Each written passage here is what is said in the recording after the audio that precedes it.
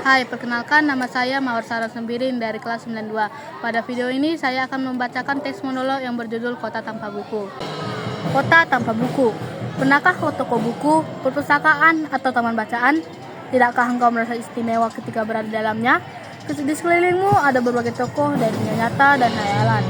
Tempat yang pernah kau kunjungi dan yang belum, informasi dan cerita dari masa lalu, masa kini, dan masa depan. Semua berpadu. Semua berada di dalam genggamanmu. Saat berada di antar buku, tidakkah engkau merasa menjadi raja dan ratu? Ruang dan waktu seolah menyatu tanpa batas. Kau bisa terbang melintasi sekat negara dan melewati berbagai zaman. Kamu bisa menyelam ke dalam samudra, melayang di angkasa, bercanda dengan aneka swasta, dan berkelana di tengah padatnya kota. Juga rimba raya. Kau tahu, buku adalah jendela dunia, kunci pengetahuan dan pintu wawasan. Muhammad Hatta, sang proklamator, berkata, "Aku rela di penjara asalkan bersama buku, karena dengan buku aku bebas."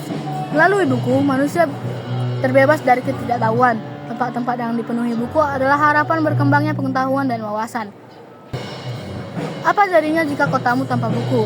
Pantaskah dia disebut kota? Di kota itu, mungkin kabar datang dari sumber lain, dari koran, televisi, atau internet. Mungkin informasi dan cerita datang dari cerita nenek moyang, bagai dongeng-dongeng sebelum tidur. Irama warga pun tiada beda. Bangun pagi, bertebaran di muka bumi untuk berbagai keperluan.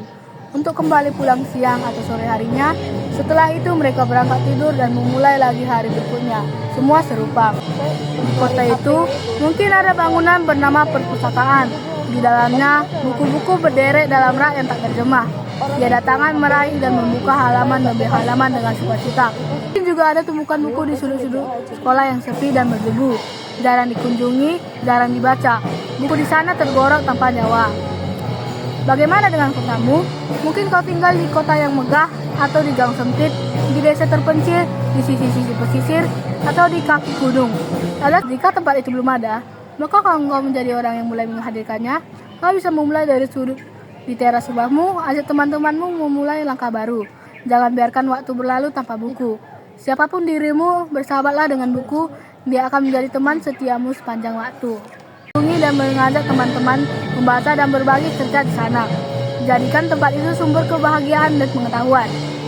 Adakah perpustakaan, taman bacaan, atau toko buku di dekat rumahmu?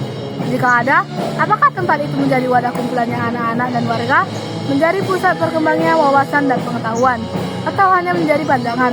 Maukah engkau menjadi orang yang menghidupkannya? Itu adalah teks monolog yang berjudul Kota Tanpa Buku. Sekian, terima kasih.